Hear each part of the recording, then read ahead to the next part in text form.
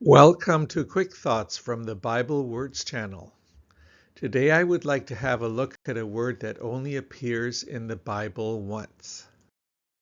It is usually difficult to do a word study if there is only one example. This is because it's usually hard to figure out how the word is used in context. It is even more difficult if it is a root word. That's when it is not built on a combination of other words. Here then is the verse that I would like to look at. The Amplified Bible says it this way: "When you build a new house, you shall make a railing or a parapet around your flat roof, so that you do not bring the guilt of innocent blood on your house if someone falls from it." The word that I want to look at is translated into English as railing or parapet. The Hebrew word is makeh. The Strong's number is Hebrew 4624, and as mentioned before, it only appears once in the Bible. Wikipedia says that a parapet is a barrier that is an upward extension of a wall at the edge of a roof, terrace, balcony, walkway, or other structure. The advantage we have is that this word appears in the law handed down to Moses. As a result, this particular law was described and interpreted over time to protect people from breaking this particular law.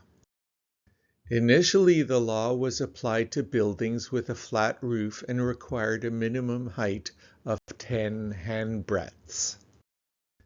This unit of measurement is still used today and has been standardized to being 4 inches in length. Today it is used most often when measuring the height of horses. For instance, Secretariat's height from the ground to the base of his neck was 16.2 hands, or 16 hands 2 inches. That's 5'6", or 1.68 meters. Over time, legal experts extended the law of the parapet to try to protect people throughout their home. Don't keep a vicious dog that might bite you or a visitor. Store a ladder safely so that no one would be tempted to climb it and fall off.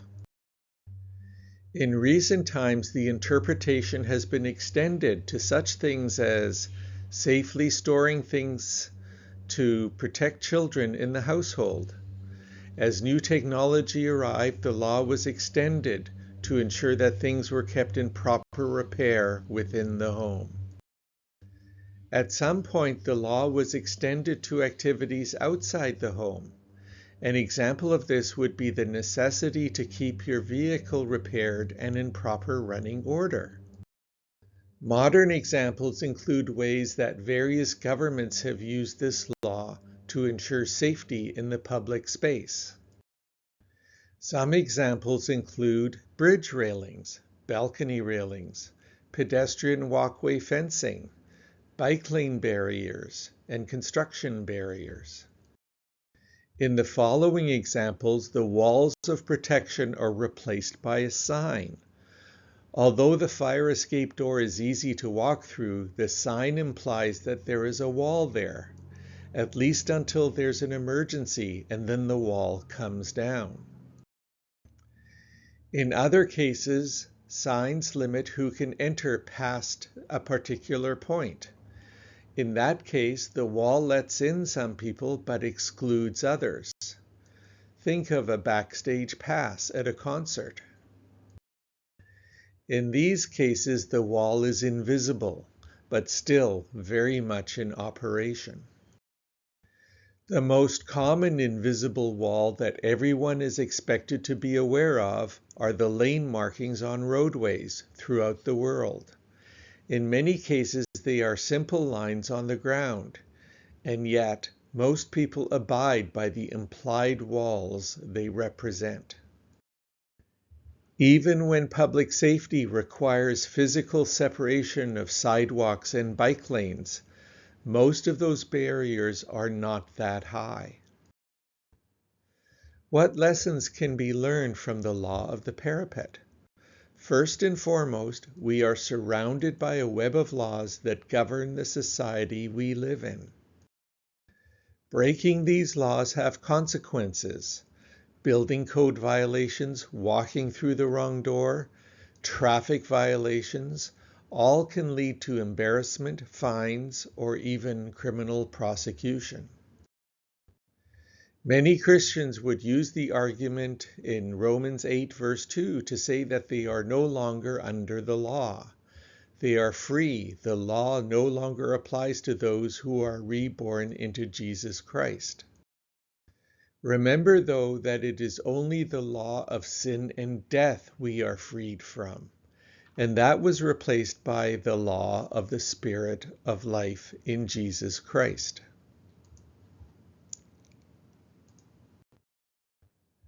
Our actions are governed by the life and love of Jesus Christ flowing through us. The rules and laws that govern modern society still apply.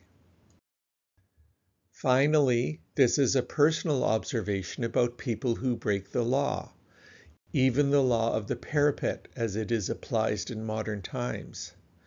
I suspect that lawbreakers expect everyone else to obey the law.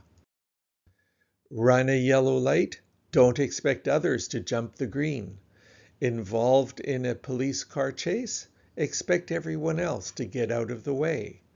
Involved in selling defective merchandise, yours should be up to spec. Partying on a deck with lots of people, that railing should hold, right? This expectation shows that a society is still governed by a set of rules, laws that have consequences. If that expectation disappears, then lawlessness will increase, which will require the light of Jesus Christ to shine even brighter.